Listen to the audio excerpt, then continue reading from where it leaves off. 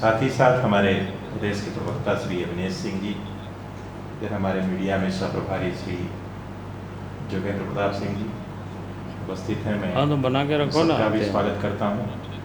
और तो पूरा स्क्रीनशॉट ले लिया है ना।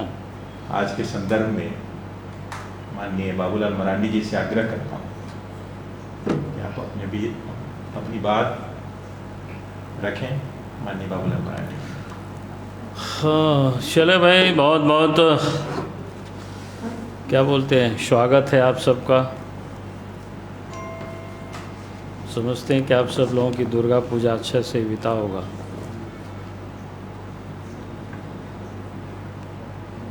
और अभी ताज़ा घटनाक्रम तो आप सब लोगों के ध्यान में है। और भारतीय जनता पार्टी लगातार इस बात को लेकर के कहते रही कि जो झारखंड में जो सरकार है वो भ्रष्टाचार में अखंड डूबी हुई है सरकार। और अगर हम ये कहें कि भाई, हमने बार बार इस बात को उल्लेख भी करते रहा हूँ कि झारखंड में जो सरकार बिचौलिया या दलाल यही लोग चला रहे थे।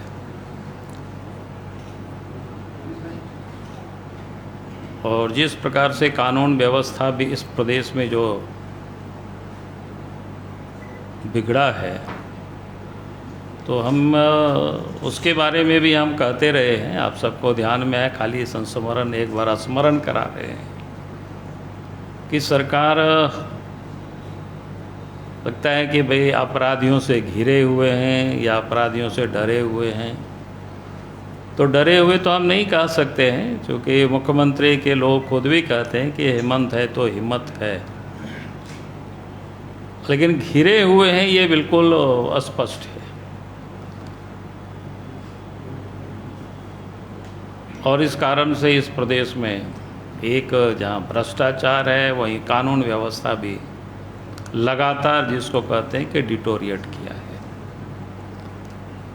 भ्रष्टाचार की ये आलम है। यानी इस राज्य की जितनी भी खनिज संपदा है, चाहे बालू हो, चाहे पत्थर हो, चाहे कोयला हो या आयरन ओर हो, यानी जिस भी प्रकार की जो खनिज है, लीगल तो नहीं बल्कि इलीगल तरीके से खूब ये 30-32 महीनों तक की लूट मची हुई है। और समय समय पर पार्टी ने सरकार को आगाह करते रही है। और मैंने तो खुद सरकार को पत्र भी हम लिखते रहे हैं कि कहाँ किस प्रकार से गड़बड़ी हो रही है। लेकिन यहाँ तो सरकार लगता ही नहीं है कि कोई हेमंत सोरेन की सरकार है। सरकार तो विशुद्ध रूप से कह सकते हैं दलाल और बिचौलिया लोग चला रहे थे। और पिछले दिनों आप सबके संज्ञान में है किस प्रकार से ईडी ने जब यहाँ जांच की, तो पहले तो उनके सचिव के ठिकानों से जो करोड़ों रुपया मिले, आज वो जेल में। फिर उनके विधायक प्रतिनिधि वे जेल में है।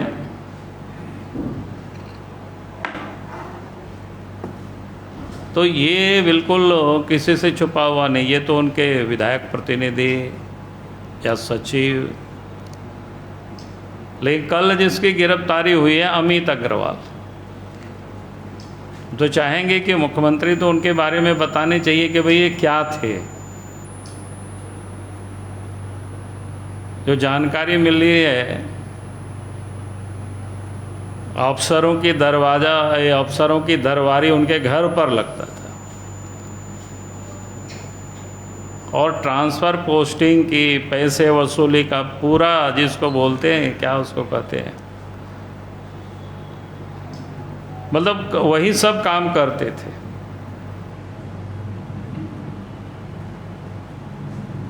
अगर इतनी अफसर उनसे लोग मिलते थे या उनसे लोग बात करते थे, तो मुख्यमंत्री को तो बतानी चाहिए उसके बारे में कि उनसे क्या संबंध था, या सरकार में उनकी कौन सा ओहदा वो होल्ड करते थे, ताकि उनके तब तो उनके घर पर या जहाँ उन्होंने डेरा ले रखे थे, या यहाँ तक जानकारी मिलती है कि कांके रोड में शायद सीएम आवास में भी वो ठहरते थे। भाई कोई ना कोई उनके साथ रिलेशन तो होगा, लेकिन मुख्यमंत्री को ये तो बतानी चाहिए, राज्य की जनता ये जानना चाहेगी कि आखिर इतना बड़ा कोई व्यक्ति गड़बड़ घोटाला करे, सरकार को एक प्रकार से संचालित करे और उनके यहाँ बड़े बड़े अफसर जा कर के दरबारी करे, तो इसका मतलब ये होता है कि उन लोगों के साथ यानी मुख्यमंत्री के साथ उनके अच्छे ताल्लुकात रहे होंगे। तो उनका क्या संबंध है ये तो मुख्यमंत्री को बतानी चाहिए। और हम तो ज़रूर चाहेंगे कि ईडी को भी कि भाई उनके सारे मोबाइल के डिटेल्स निकालनी चाहिए कि उनसे कौन कौन अफसर, चाहे पुलिस हो चाहे आईएएस हो या आईपीएस अफसर हो, उनके साथ रेगुलर टच में थे। और फिर उन लोगों से भी पूछताछ होनी चाहिए कि आखिर उनके साथ जो रेगुलर जो टच में थे उसके साथ उन सारे लोगों का क्या संबंध रहा होगा। तभी इस करप्शन पर, इस भ्रष्टाचार पर इस राज्य की जनता को मुक्ति मिल सकती है, और नहीं तो ये मुक्ति नहीं मिलेगी। क्योंकि जिस प्रकार से यहाँ अफसरों को टूल्स की तरह यूज किया गया और अफसर भी टूल्स की तरह यूज हुए और सिर्फ वसूली में लोग लगे। और इसलिए आप देखते होंगे कि लॉ एंड ऑर्डर इतनी बिगड़ी है कि आए दिन चोरी, डकैती, हत्या ये सब तो होता ही है। बहु बेटियों की इज्जत भी सुरक्षित नहीं है, किस प्रकार से लोगों को जला दिए जाते हैं। और इसलिए हम तो कहेंगे कि भाई इस प्रदेश में इन सारे अफसरों के ऊपर एक जवाबदेही, रिस्पॉन्सिबिलिटी फिक्स होनी चाहिए। और जब तक इन लोगों के ऊपर कोई रिस्पॉन्सिबिलिटी नहीं फिक्स्ड होगी तो क्राइम ऐसे ही होते रहेगा, बढ़ते रहेगी। तो आज इस राज्य की यही हालत बन गई है।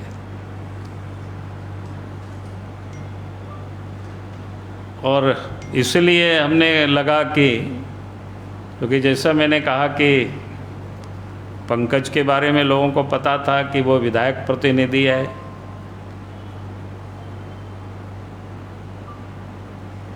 पूजा सिंघल के बारे में पता था कि वो सचिव हैं, तो समझ में आता है। लेकिन प्रेम प्रकाश क्या संबंध था, क्या थे वो मुख्यमंत्री के साथ?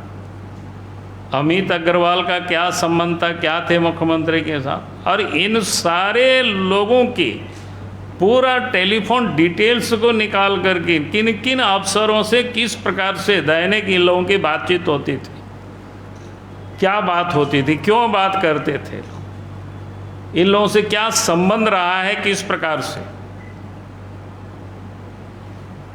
जब तक यहाँ तक की तहकीकात नहीं होगी तो हमें नहीं लगता है कि इस राज्य में न कानून व्यवस्था ठीक हो सकती है, न इस राज्य में करप्शन समाप्त हो सकता है। तो अगर ये दोनों को ठीक करना है तो फिर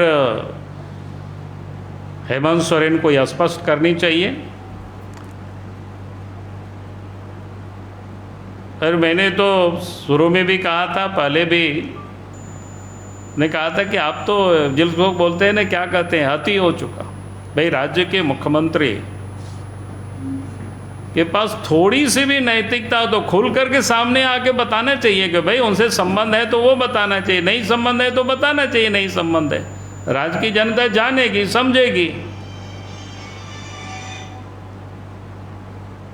लेकिन राज्य को इस प्रकार से बिचौलिया और दलाल के हवाले कर देना, उसके लिए राज्य की जनता ने हेमंत सोरेन को जनादेश नहीं दिया था। और इसलिए हम कहेंगे अगर वो नहीं बता रहे कि भाई ऐसी सरकार को, ऐसे मुख्यमंत्री को या तो त्यागपत्र देनी चाहिए या फिर बर्खास्त कर देनी चाहिए।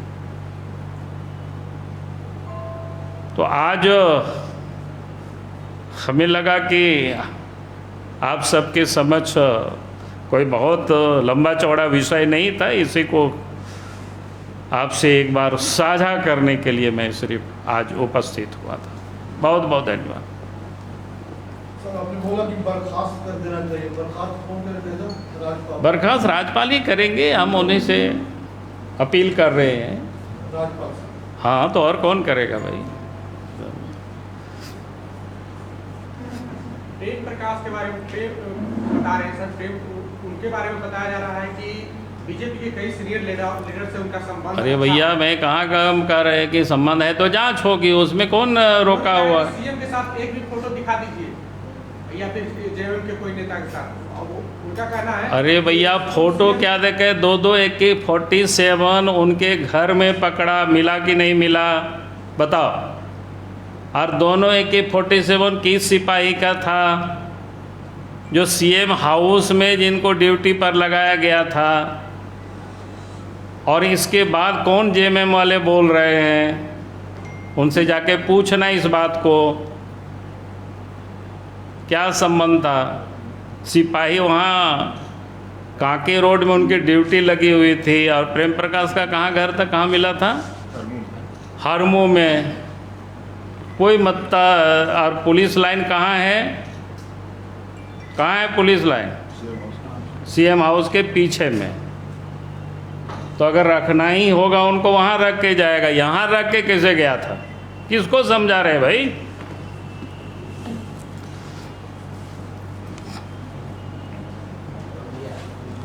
मुख्यमंत्री जा रहे हैं सर जनता के दरबार, उनका कहना है कि हम आपको आपके द्वार आएंगे योजनाओं को जानकारी देने के लिए। इस तरह की खुशी से जाए, क्या दिक्कत है? अब तो होटवार की तरफ उसके लिए सड़क बढ़िया से तैयार हो रहा है वहाँ रूम। जेएमएम तो कह रही है कि जनता की समस्या के साथ साथ बीजेपी भी 99% फिनिश हो गई, 1% इस बार वाले में हो जाएंगे आप लोग। अरे वो तो समय बताएगा ना, उसके लिए हम अभी नहीं कर रहे हैं। अभी तो ये लूटने के लिए तो उसको कोई उसके लिए इजाज़त तो नहीं दी जा सकती है ना। और हेमंत तो चाहता ही है कि सब बीजेपी को समाप्त करो। इसके लिए तरह तरह के लोगों के ऊपर आप देखें, निशिकांत के बीवी बच्चे सब के ऊपर केस करवाए। सर, तो कौन नहीं जानता है? सर, आपने राज्यपाल महोदय से आग्रह किया है, लेकिन वो तो एक लिफाफा तक नहीं खोल पाए। अरे लिफाफा खोलने की क्या ज़रूरत है? लिफाफा जब खोलना होगा वो खोलेंगे, वो उनका विषय है। हमारा विषय है कि हमने कहा कि ऐसा भ्रष्ट मुख्यमंत्री रहना इस राज्य के लिए, जितनी दिन रहेंगे उतनी राज्य को इस सरकार से नुकसान होगी। अब तो क्लियर हो चुका है भाई, कहाँ कुछ छुपा, कहाँ कुछ अब छुपा है, सब कुछ तो सामने आ चुका है, दिख रहा है। आदिवासी मुख्यमंत्री बच नहीं रहा है बीजेपी ने आदिवासी को मुख्यमंत्री नहीं बनाया क्या? राज्य बना 2000 में, 2000 से लेकर के 5 साल छोड़ दीजिए, बाकी तो आदिवासी मुख्यमंत्री रहा है। आपके सामने खड़ा है, बैठा हुआ, ये कौन है? अमित अरोड़ा के बाद कौन? अब ये तो हम नहीं बता सकेंगे भाई, ये तो ईडी वाले बताएंगे। सर, आप और निशिकांत दुबे जी लगातार ट्वीट करके कह रहे हैं कि हेमंत जी जा रहे हैं, उनकी सदस्यता रद्द हो रही है, दुर्गा में चुनाव हो रहे हैं। क्या अभी भी यही स्थिति है कि कुछ? देखो, ये तो जाएगा ही। अब कब जाएगा इतना, ये तो हम भविष्यवाणी नहीं कर सकते हैं, क्योंकि ये जितने दिन रह रहा है राज्य को उतने नुकसान हो रही है इस सरकार से। चलो।